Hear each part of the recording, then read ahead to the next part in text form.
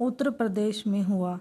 प्रमुख रचनाएं: आगे द्वारा संपादित दूसरा सप्तक 1951 में, आरंभिक कविताएं, महत्वपूर्ण काव्य संकलन सीढ़ियों पर धूप में, आत्महत्या के विरुद्ध, हंसो हंसो जल्दी हंसो। पत्रकारिता: ऑल इंडिया रेडियो के हिंदी समाचार विभाग से संबंध रहे, फिर हैदराबाद से निकलने वाली पत्रिका कल्पना और उसके बाद दैनिक नव भारत टाइम्स तथा दिनमान से संबंध रहे। रघुवीर सहाय जो हैं, आगे का जो संपादित था सप्तक, दूसरा सप्तक, उसके कवि रहे हैं।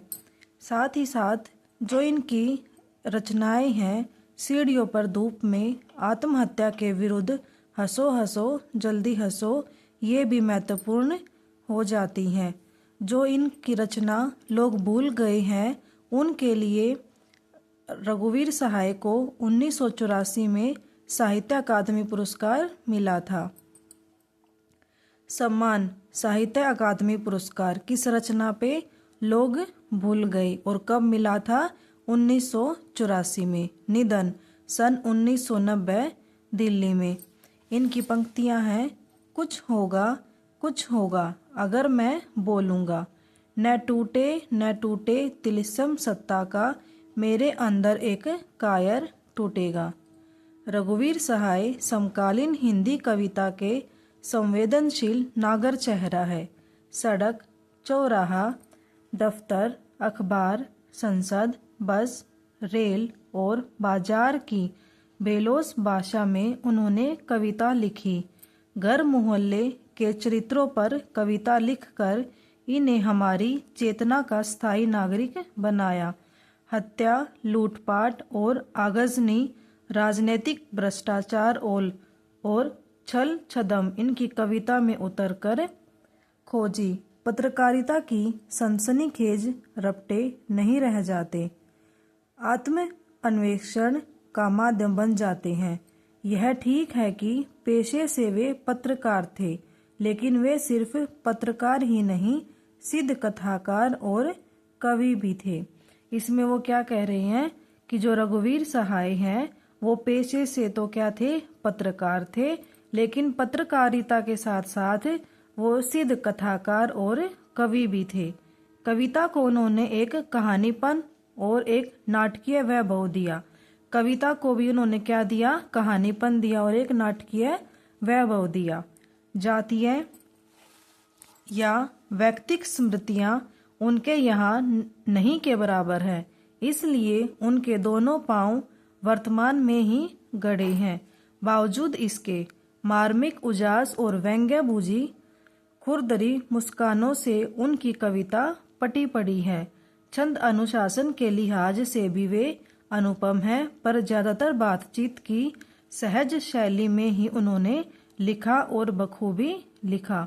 उनकी जो शैली थी वो किस तरह की थी? सहज थी।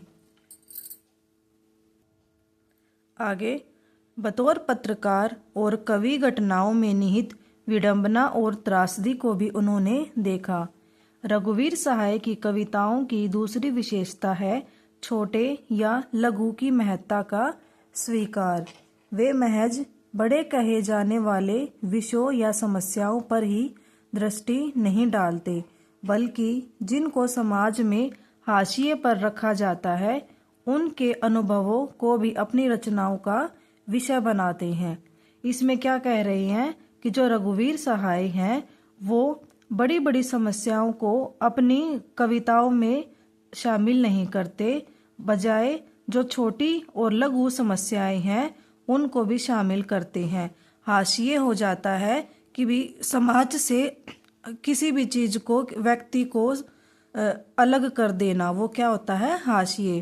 तो ये क्या कह रही हैं कि समाज को जिसने हाशिए पे रख दिया था, उसको भी वो अपनी कविता में शामिल करते हैं। रघुवीर जी ने भारतीय समाज में ताकतवरों की बढ़ती हैसियत और सत्ता के खिलाफ भी साहित्य और पत्रकारिता के पाठकों का ध्यान खींचा। रामदास नाम की उनकी कविता आधुनिक हिंदी कविता की एक महत्वपूर्ण रचना मानी जाती है। क्या नाम है कविता का? रामदास। अत्यंत साधारण और अनायास सी प्रतीत होने वाली शैली में समाज की दारुण विडंबनाओं को पकड़ने की जो कला रघुवीर सहाय की कविताओं में मिलती है, उसका प्रतिनिधि उदाहरण है यहाँ प्रस्तुत कविता कैमरे में बंद अपाहिज, जो लोग भूल गए हैं संग्रह से ली गई है। यह जो कथन है यह महत्वपूर्ण हो जाता है कि जो रघुवीर सहाय की कविता है कैमरे में बंद अपाहिज, वो किस संग्रह से ली गई है? तो किससे ली गई है? लोग भूल गए।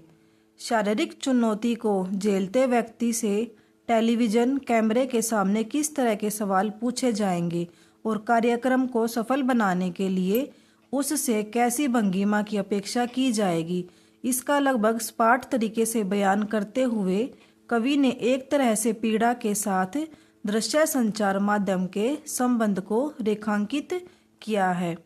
ये जो पंक्तियां हैं इसमें कैमरे में बंद अपाहिज जो रघुवीर सहाय की कविता है उसके बारे में बताया गया है कि एक साधारण व्यक्ति है जो शारीरिक चुनौती को झेल रहा है, लेकिन फिर भी जो टेलीविज़न वाले हैं उसके साथ क्या क्या अत्याचार या क्या क्या उसको पीड़ा दे रहे हैं।